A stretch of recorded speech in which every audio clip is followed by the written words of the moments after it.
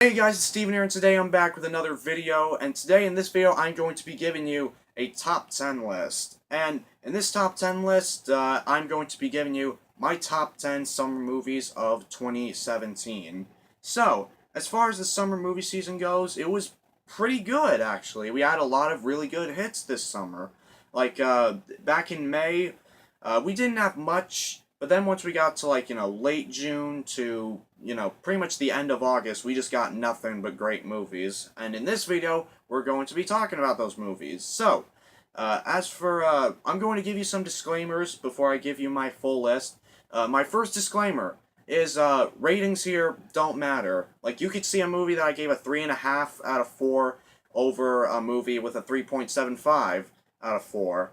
And, that doesn't matter here, okay? I just, base this list off of the movies that, I liked or that I enjoyed the most, you know? And, as far as, another disclaimer, um, um, as for my other disclaimer, all genres of movies are in this list. Like, you could see, indie films mixed in with, with, comic book films, and, that's gonna happen a lot, okay? I'm just, basing all movies that I've seen from the beginning of May to the end of August. And so, I really got nothing else to say for disclaimers, so let's get into it. So, starting off at number 10 is Alien Covenant. Now, I know Alien Covenant is a movie that is very polarizing. Some people like it, some people absolutely hate it with a deep passion, and I could sort of understand that. But overall, I enjoyed it. It's not a perfect movie. I feel like it's a fairly, it's a fairly paint-by-numbers Alien film. It pretty much takes the formula of the first Alien. But you know what? It's still a solid, well-acted, well-directed movie, and it's got some pretty intense scenes. It's well shot. And, that's all I could really say about Alien Covenant. So, moving on to number 9 is Anabelle Creation. I talked about this movie a little bit in my quick 3 film review. I didn't get the chance to talk about it in depth, but as far as Anabelle Creation goes, it was a prequel to a terrible prequel to a great movie, and this film was way better than the first Annabelle film, which we got 3 years ago. I think that it was a very well directed movie by David F. Sandberg. I didn't really care so much about all the characters. I pretty much just cared about the two characters, the two main girls in the movie, and I thought those two girls gave great performances. And there's some pretty, it's a solid horror film. It's scary. It does its job well. It's got some of those horror cliches where, where something bad happens and then we just cut to the next morning. And, but overall, it was still a pretty enjoyable movie. And as I said, it was light years better than the last film.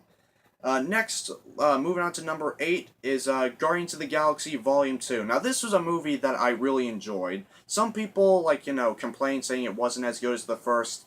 And you know what? I can understand that. I don't think it's as good as the first one. But still, it was an enjoyable, film and another, welcome entry into the Marvel Cinematic Universe. I really liked, how they, expanded on, the story and these characters. And I thought the opening scene was hilarious. I thought Kurt Russell as Ego was great. And there's some great fun sequences that I really enjoyed. And as I said, it's not as good as the first one. The first one is just pretty much one of the best Marvel films ever. And probably one of the best comic book films ever. But here, it wasn't that bad. They made a pretty good sequel, and I'm looking forward to seeing a part 3.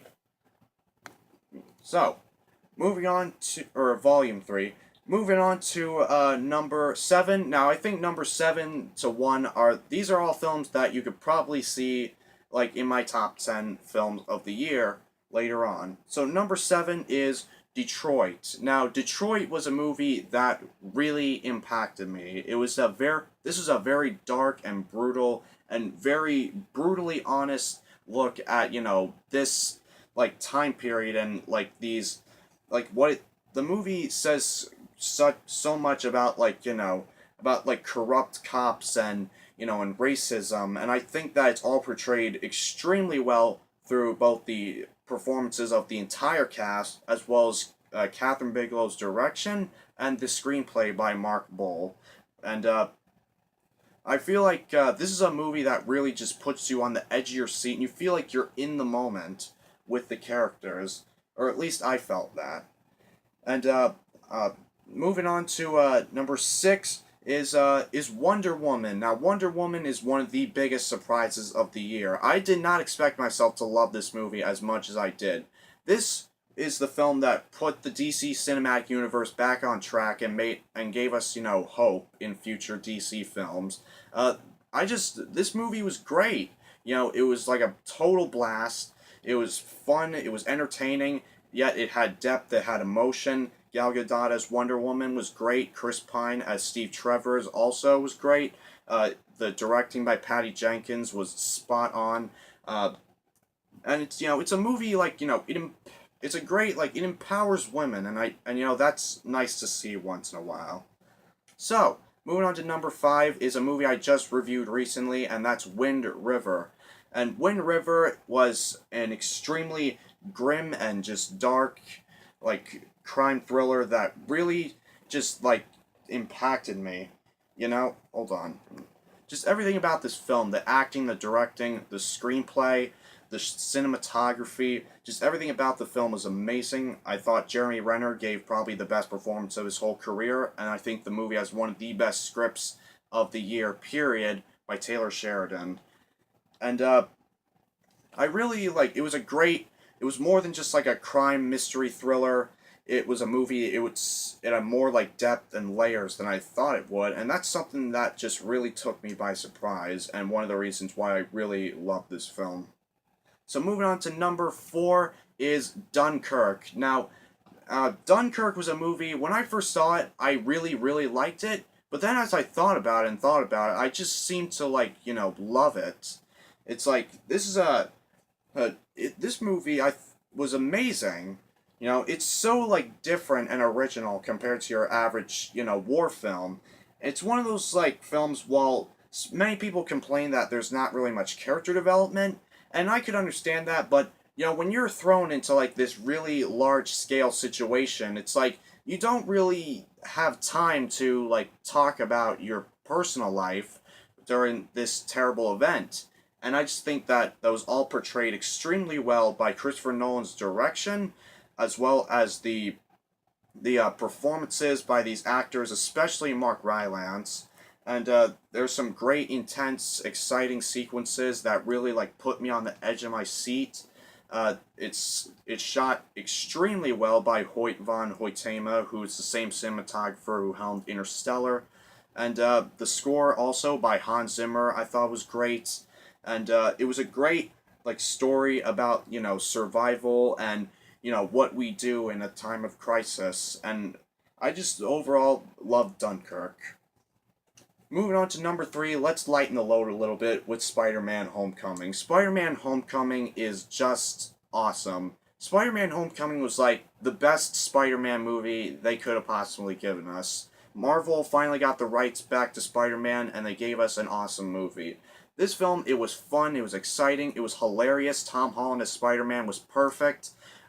Michael Keaton as the Vulture, one of the best MCU villains we've ever gotten. And it was also like a great like kind of high school best friend comedy movie at the same time, and I think that the movie balanced that and it being like a comic book superhero movie perfectly, and I had a blast with this movie, okay?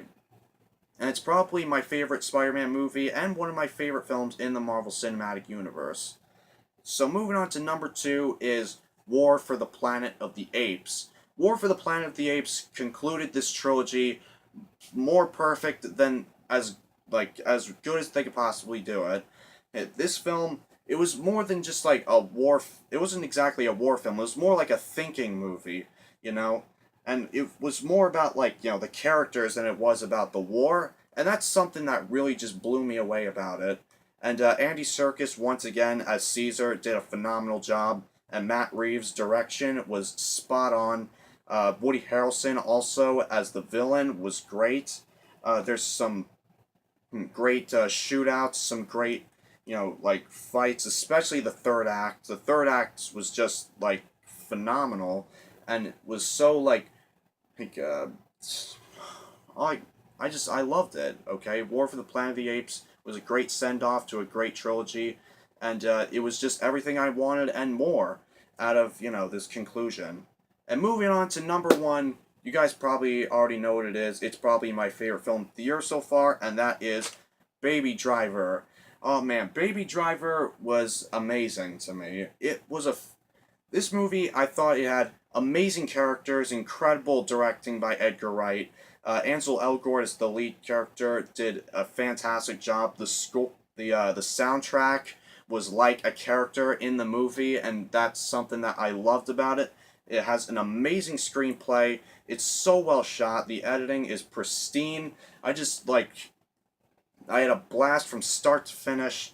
It was a movie that never bored me. It has a great ensemble cast, and Baby Driver. It's hilarious. It's exciting. It's intense, and it has one of the best opening scenes of the year, if not the best. And just Baby Driver was amazing. Okay, one of the best films of the year. You have mail, sir. So, guys, that's about it. So, let me know down in the comment section below, what are your top 10 films of the year? And as always, thank you guys for watching, and I will see you guys next time. Bye.